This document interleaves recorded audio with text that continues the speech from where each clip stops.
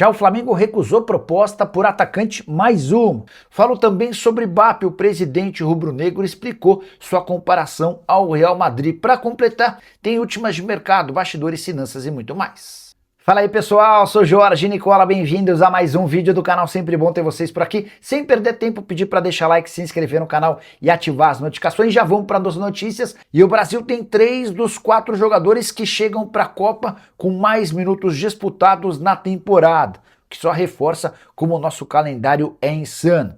Primeiro lugar de Gustavo Gomes, zagueiro do Palmeiras, ele chega para o Mundial com 6.449 minutos. Alan Franco, jogador do Galo, é o segundo colocado com 6.359 minutos. Van Dijk, zagueiro da seleção holandesa e do Liverpool, aparece em terceiro com 5.841 minutos. O quarto lugar é de mais um atleta que atua no Brasil, Léo Pereira, zagueiro do Flamengo, com incríveis 5.829 minutos. E o presidente do Flamengo, Bappi, explicou por que tem usado o Real Madrid como referência quando fala do que imagina o Flamengo daqui a alguns anos. Abre aspas para o Bappi: quando eu digo que queremos ser o Real Madrid das Américas, isso tem um significado mais amplo embutido, o da independência econômica, principalmente. Eles são um clube até hoje e dos mais ricos. Por que não aqui? Por que não o Flamengo, o São Paulo, o Palmeiras? Basta vontade política, competência de gestão e resiliência. Acham que é arrogância minha? Não é. É seguir o exemplo de um clube que jamais negou suas origens. Foi se reinventando ao longo de décadas sem jamais perder a relevância. Cresceu sem se vender. Monetizou suas forças dentro e fora de campo. Vivemos uma era de pouca profundidade. Então, esses comentários rasos não têm nenhum impacto aqui. O Bappi tem sido muito criticado por comparar o Flamengo ao Real Madrid das Américas. Por exemplo, depois da eliminação por Vitória na Copa do Brasil, houve enorme zombaria de outros clubes, de torcedores rivais e até de gente da imprensa. E o Bappi explicando o que leva o Flamengo a imaginar que pode ser o Real Madrid. Só para contextualizar, né? Numa era especialmente em que o futebol inglês tem donos, praticamente todos os times do futebol inglês têm donos, o Real Madrid e o Barcelona seguem se sustentando como clubes associativos e continuam bastante competitivos. E o Botafogo acaba de sofrer seu 6º transfer ban e podem ser 14, de acordo com Carlos Augusto Montenegro, ex-presidente botafoguense. Bora começar pela atualidade. O Botafogo já tinha 5 punições na FIFA contra si, a 6ª se deu pela compra em janeiro de Lucas Vidalba, jogador adquirido por 3 milhões de dólares ou 16 milhões e 300 mil reais. O Botafogo não fez o pagamento, o clube que o vendeu foi a FIFA e conseguiu o transfer ban. Importante registrar que essa situação delicada do ponto de vista financeiro do Botafogo, ela vem há bastante tempo. E o Vidalba chegou a ficar semanas sem poder ser inscrito, por conta exatamente dessa dificuldade de um transfer ban que estava aplicado ao Botafogo na oportunidade. Os outros 5 transfer bans que impedem o Botafogo de inscrever atletas, pendências com Thiago Almada, Juan Cruz, Santi Rodrigues, Arthur e também uma punição imposta pela FIFA pelo não pagamento de multas. O caos financeiro se estabeleceu no Botafogo. Importante registrar que é grande a chance de uma próxima punição da FIFA vir com a perda de pontos no Campeonato Brasileiro, basicamente o que já havia acontecido com o Cruzeiro no ano de 2020, quando ele disputava a Série B do Campeonato Nacional. Para completar, registrar que nessa semana, Carlos Augusto Montenegro, ex-presidente do Botafogo, esteve na TV Bandeirantes e chegou a afirmar que serão 14 transfer bans num período bem curto, porque já há uma série de outras ações em que o Botafogo será condenado e sofrerá incríveis 14 punições na FIFA. E o Flamengo recusou mais uma proposta pelo atacante Rian Roberto.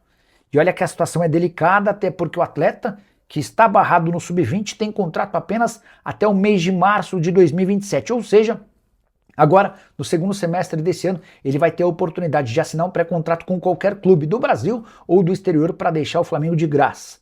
A oferta mais recente do Trabzonspor, o time turco, chegou a sugerir 10 milhões de euros ou quase 60 milhões de reais. A pedida do presidente Bappi, 15 milhões de euros ou 89 milhões de reais. Flamengo se dá o luxo de recusar proposta, mesmo com o contrato perto do fim, por causa de um verdadeiro leilão que existe no futebol europeu por esse garoto, que chegou a deixar excelente impressão na Libertadores Sub-20 dessa temporada. Lille, Zenit e Shakhtar Donetsk também já fizeram propostas oficiais. E o Flamengo vai aumentando a pedida conforme a concorrência cresce. Você venderia o Rian Roberto por quais cifras?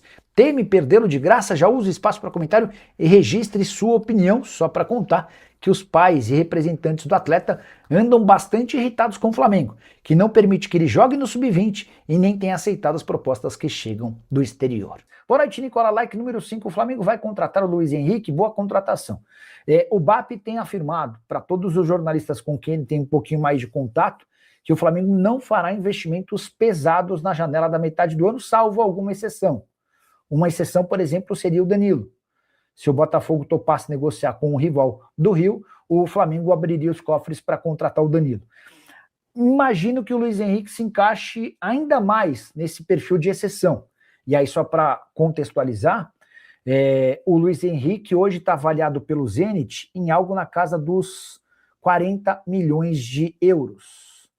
Operação das mais inviáveis, né? Uma das mais difíceis, das mais complicadas. De qualquer forma, se tem clube que pode fazer um movimento desse, esses clubes talvez fossem apenas o Flamengo e o Palmeiras, né?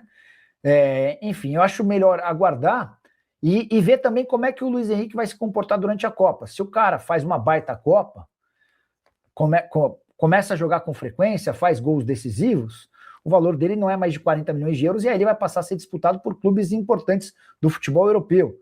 Se ele faz uma Copa discreta, jogando pouco, sendo pouco útil, aí a situação se inverte e aí a coisa fica completamente diferente.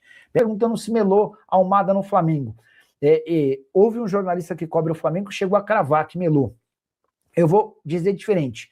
Eu vou dizer que nunca houve um acordo, nunca teve perto de negociar. O que o Flamengo quis foi entender se de fato o Almada tinha intenção de jogar no Brasil, porque a especulação era de que o River Plate o contrataria. Bom, se o River Plate vai contratá-lo, a gente tem a obrigação de entender como é que é essa história.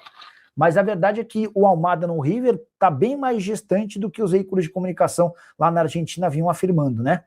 O Almada tem um convite do River Plate, o que se percebe é que se decidir voltar para a América do Sul, ele vai dar preferência ao River, mas o Almada, que tem tudo para ser titular da seleção argentina, deve esperar por propostas da Europa, ele tem potencial para jogar em alguns dos grandes por lá, tá bom? Qual a chance de Abner, lateral esquerdo, brasileiro de 26 anos de idade e titular absoluto do Lyon, virar reforço do Flamengo? Nos últimos dias, uma série de páginas nas redes sociais tem trabalhado com essa informação. Houve quem dissesse, inclusive, que o Flamengo já tem conversas avançadas com o Abner e seu representante. O que eu posso contar para vocês, depois de ouvir duas partes envolvidas nessa história, é de que não houve nem sequer contato do Flamengo com os representantes do atleta. O Abner vive grande fase no Lyon, inclusive barrando o Tagliafico. Eles jogam juntos no Lyon. Tagliafico, que é titular da seleção argentina, vai disputar a Copa do Mundo e ele acabou perdendo espaço para o Abner, que terminou a temporada com 36 jogos, 5 gols e 3 assistências. Diante desse cenário, hoje, se for para sair do Lyon, o Abner vai aguardar por ofertas de gigantes do futebol europeu. Atleta que certamente vai custar mais de 15 milhões de euros. Ele havia sido comprado do Betis, 80% dos seus direitos econômicos, por 8 milhões de euros. Importante contar também que o Flamengo, que promete não gastar mundos e fundos com reforços para julho, não tem a lateral esquerda como prioridade absoluta. O Alexandro já renovou recentemente seu contrato, o Ayrton Lucas segue sendo uma opção confiável, tem ainda o Matias Vinha emprestado ao River Plate. Quero te contar que Carlos Carvalhal esteve muito perto de virar técnico do Flamengo e foi o próprio Carvalhal, em entrevista à ESPN, que fez tal confissão. Ele havia sido perguntado sobre em que momento ficou mais perto de treinar um clube brasileiro, até porque vários tentaram contratá-lo nos últimos anos, abre aspas, para o treinador português. A situação mais perto foi sem dúvida no Flamengo. Em determinada altura, fui para Lisboa, conversei com Marcos Braz e Spindel. Chegamos a um acordo financeiro, chegamos a um acordo de anos de contrato. Faltava a última palavra da minha família. Minha mulher, filha e filho votaram contra por causa da pandemia, da incerteza que havia. muita gente morrendo. Em uma votação familiar foi votado não. Esse episódio aconteceu lá em 2020, pouco depois da saída de Jorge Jesus, e o Carlos Carvalhal acabou por não confirmar essa possibilidade de acordo com o Flamengo. E o resto da história todo mundo já conhece, times brasileiros tentando contratá-lo sem sucesso. Fala rapaziada, beleza? Chegamos aqui com mais um giro de notícias exclusivas do Flamengo nesta quarta-feira, dia 10 de junho. Muito obrigado a todos vocês que estão acompanhando o nosso canal. Não esqueça de sentar o dedo no like, se inscrever no nosso canal e ative o sino das notificações para você receber sempre que for possível as principais informações do clube mais querido do mundo, o Flamengo. A gente encerra nossa edição por aqui. Muito obrigado a todos, um grande abraço e até o próximo vídeo. Fui.